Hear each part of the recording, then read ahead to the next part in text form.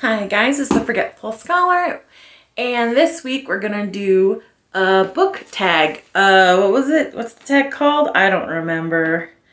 I don't remember what the tag was. Oh, the book addiction tag. There we go. Wow, this is starting off great, isn't it? All right. Because the book slump is still ongoing, and instead of reading any kind of books that I set aside to read this week, I just binged fan fiction. So, here we are. Okay. All right, so the first question, what is the longest amount of time you can comfortably go without picking up a book? I'm assuming, wait, does it go by picking out a book to, like, for reading purposes, and that what, like, fan fiction counts or fan fiction doesn't count? I don't know. Picking a book, I went 3 days this week without picking up a book. But I did not go more than 4 hours without reading fan fiction. I think the longest I've actually gone without reading anything, 2 days, I think. Yeah, 2 days. Okay. How many books do you carry on your person, physical or device, at any one time? Okay, so I have the Kindle app on my phone, so there's always one. And then sometimes I'd have a physical, so that's... Oh, no, shit. Okay. I just realized in my roadside kit for my car, I have a book in there in case, like, the tow truck takes a really long time and I have something to do. There's no signal and stuff like that, you know, like conserve batteries for my phone. So that's always in my car. I have Kindle on my phone, and every once in a while, like maybe once a week, I'll have a physical book on me. So 2 to 3. Yeah. Okay. Do you keep every book you buy, receive, or are you happy to pass them on to make space for more? So I generally am a hoarder of books. I generally keep the books. If they're a DNF or a book I really... No, because there's some books out there that, like, 1 star did not like, but I still keep. So, like, DNFs are the ones I tend to donate. So for the most part, I keep. How long can you spend in a bookshop on a standard visit? Oh my. The other day, and I'll do a book haul probably next week or the week after or something like that. But the other day I went to the local secondhand store with my friend, and it was like a speed run. That was the fastest I've ever been in a bookstore because she had an appointment. And like chatting over coffee took longer than we thought. So that was like 2.5 hours, and that was speed run. So that was the fastest I think I've ever done it. So there we go. How much time per day do you actually spend reading? After all my adulting is done, like you know, like errands, household stuff, working, average, I would probably say about 3 to 4 hours, because that helps me kind of get into the sleep zone, you know what I mean? Like, you know, I'll kick back and read something just to kind of like let the day wash away and kind of get ready and like translate, you know, transition into sort of like, okay, bedtime kind of a thing. So, you know, a lot of people watch evening TV to do that. I read. So 3 to 4 hours, you know what I mean? Unless it's really good and then I'm like 5 a.m. and I'm still reading. That happens too. Man, I have a problem, don't I? Okay. Where does the task picking up a book appear on your daily to-do list? You know, like around 6 o'clock. You know, that's usually when I'm done with everything I have to do, you know, working, like I said, working, chores, errands, things like that. So around 6 o'clock, it's like, okay, dinner, and then pick up something, and then read something, you know, until, you know, the evening walk for the dog. So yeah, after dinner. How many books do you reckon you own in total, including ebooks? Oh, okay, including ebooks. Because physical books, I think it's around 300. Ebooks, 350-ish. I don't have that many ebooks, so I think it's around there. Okay. Approximately, how often do you bring books up in conversation? All the time.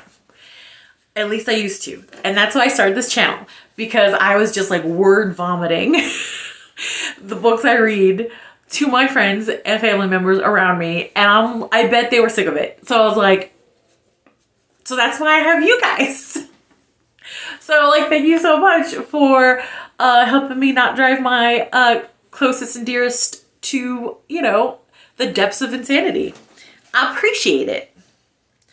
What is the biggest book page count you have finished reading? Okay. The Mists of Avalon, like when I was in 7th grade. Don't remember how many pages it is. I'll look it up, put it here. I just, because I was in 7th grade, I just remember that thing being like a weapon size. So I don't know. I don't even know where it is. I think I lent it out to somebody and it was gone forever. So that's like a fiction. Are we talking about nonfiction? Can I be pedantic for a moment? Can I be petty? Can I be bitchy? Because nonfiction book, let's see how big this guy is. All right. Ugh. Okay, so this is the IDC 10CM book. Let's see how many pages. I use this every day for work. So let's see. Okay, so it's 1,364 pages without counting the 31 glossary pages. So that'll be 1,300 and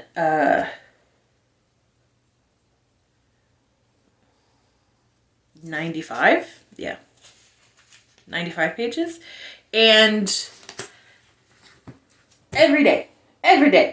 Also, like, let me show you an example of the writing. So here we go. I will say some pages are, let's see if I could find the odd diagram in this thing. Some pages are like this, but most pages are this. So, or even this, or even this. So, there we go. So I'm just being a little bitchy for a moment. Oh, I think I broke my house. I dropped it. Okay. That is Big Boy, and Big Boy, I don't know. I'm just gonna go with it. And it is like written like a textbook. It is an index, codex, guideline book, you know.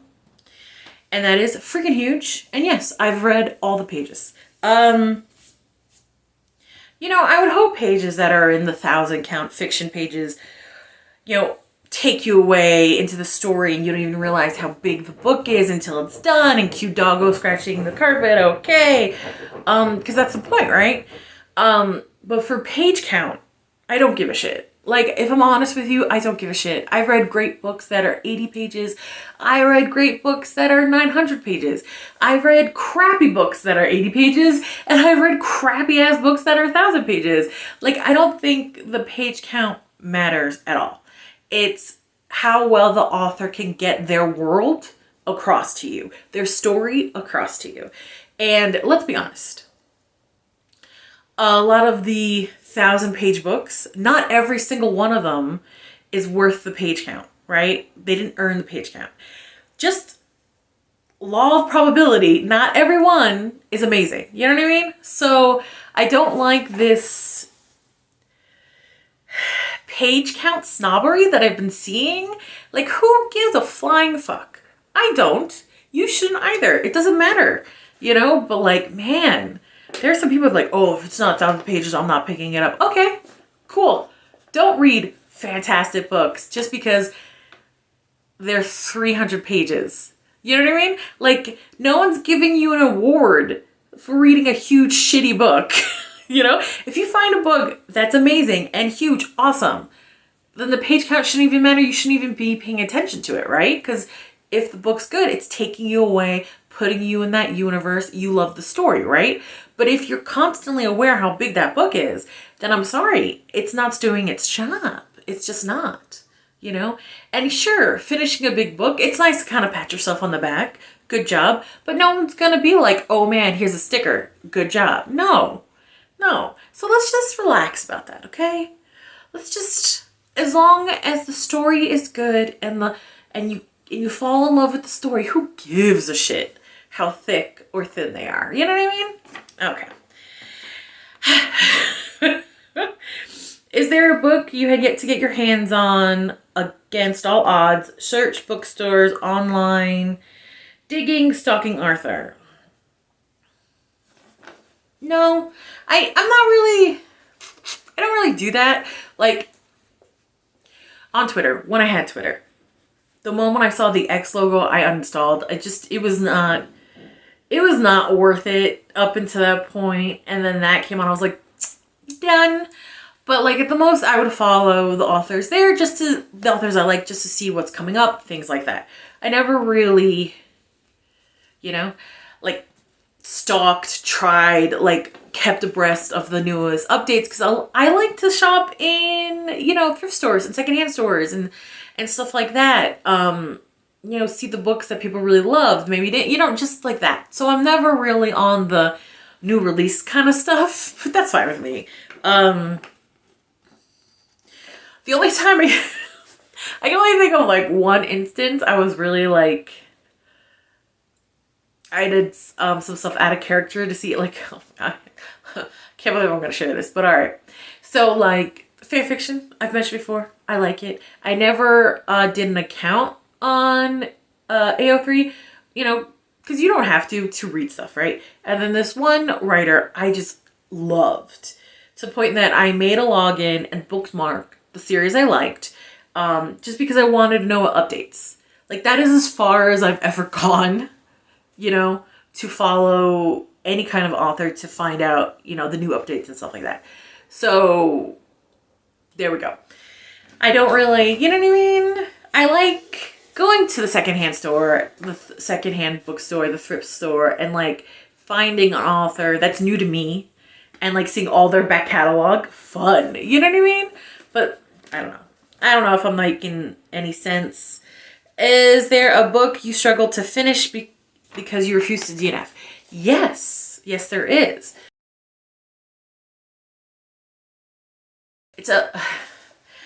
Yes, there is. It's up there. It was, my friend lent it to me. It's a high fantasy, The Wheel of Time. The first book. I tried reading, I think they gave it to me 2 years ago, and I'm on like chapter 5. It's really hard to get through. I try. I told them I would finish it. They gave it to me because they're really sweet. Also, they forgot they lent it to me and they bought themselves a new copy. I'm so sorry, Zach. And like, I promised myself I will finish it, you know, because this is one of my friend's favorite books and I want to see why they love it so much. It's just fantasy, especially high fantasy, like the old-fashioned fantasy, isn't really my jam, but I'm trying and I refuse to DNF it. What are some of your main book goals for this year if you start planning? I don't plan shit. No, maybe getting through my TBR, which I don't know, because again, I have more books to add to it. So I don't plan shit, okay? Like, I don't know. Have you ever had the privilege of converting someone into a reader by inspiration or incessant nagging? Yes, and I am so sorry. Because I just keep talking about it, even though I have this channel, Spare My Friends. And some of my friends are like, oh, that sounds like an interesting genre. That's not usually what I read, or I usually don't have time to read. And then I'm like, I feel like I'm like a book dealer, like a drug dealer. I'm like, oh, well, this is only 80 pages. This is dark romance, and this is what happened. I'm not gonna tell you everything, but here you go. Like, read the games we play. Or I'm like, oh, you like this? I have a really good friend. We were talking about books, like, this was like last year or something, and she mentioned that Twilight is her favorite romance. Now, I wasn't a fan of Twilight, personally. I'm not saying, you know, Twilight is bad. Well, okay, not going there. But I don't think it's romance. It's like a YA fantasy, you know? It's a fantasy book. It doesn't have, it very much falls into the tropes of young adult fantasy. You know, the triangle, the special main girl that doesn't really have a personality. There's just some things, you know, that, and I was like, oh, that's not a romance. And she's like, oh yeah? And I was like, oh yeah? And I was like, I got a library, honey. Pick one. Do you want cowboy? Do you want alien? Do you want male? Do you want, you know what I mean? I was like, do you want straight romance? Do you want gay romance? Do you want monster romance? I was like, pick one. And she's like, cowboy. So I grabbed Angel from Johanna Lindsay. One of my 5 stars. And I love the character of Angel. He is a gunslinger. I've talked about this book plenty of times. I love him. I love her. I love that he's not the typical 6'4" your romance guy. I like that he is a badass gunslinger, but internally what we would consider has social anxiety. She's not your typical beauty, but she gets more beautiful as time goes. The more he knows her. She's strong without being a bitch. Funny without being too naive. You know what I mean? Just a wonderful story, right? She read it, gave it back to me in like 2 days, and she's like, "You're right, you're right." And I was like, "Hey, Twilight is a great YA fantasy if that's your jam, and that's fine. But I don't consider it a romance novel because there's just certain tropes in a romance novel that aren't there, and certain tropes that are in Twilight that aren't in romance novels. You know what I'm saying?" So I did convert her into romance reading from that. Does that count? I'm gonna count that as a win. So, describe what books mean to you in 5 words. I really should have prepared better than this, huh?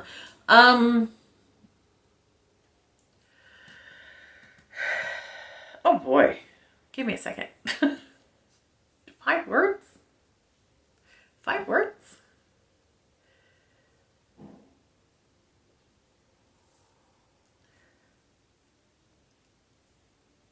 Freedom. I don't need 5 words. Freedom. On a personal level, I was really, really depressed in high school, and then again later in my 20s. And reading, primarily at the time, Johanna Lindsay, saved my life. You know, it gave me a freedom from the constant blanket of depression that I was under. So on a personal level, that on a wider scale, reading has, for the majority of human history, has been for the elite, for those, the wealthy that deserved it, the elite, you know, and it kept a huge barrier between the classes. Hell, even some upper class families, the women weren't taught to read anyway. You know what I mean? So on that level alone, if I look back on human history as a woman with dyslexia, so it took me a long time to get into reading because of that. To look back on human history and how everybody has a chance to learn to read. And I know there are some people who struggle with that in today's modern world as well. But it's not as separated not as coveted by only the rich, you know what I mean, anymore. And I think that has opened up our world a lot, in a lot of good ways. We have a lot of shit we gotta deal with. I'm not saying we don't, but I'm just saying in that aspect. And like freedom, it takes you out of where you are in the moment and puts you somewhere else, you know, puts you in this world. And sometimes that is exactly what you need. So for me, I don't need 5 words. For me, reading is freedom. Now, I'm going to leave you on that very serious note. So coming soon will be a haul video, a small haul video, and I'm going to try to get back off of my reading slump. Okay,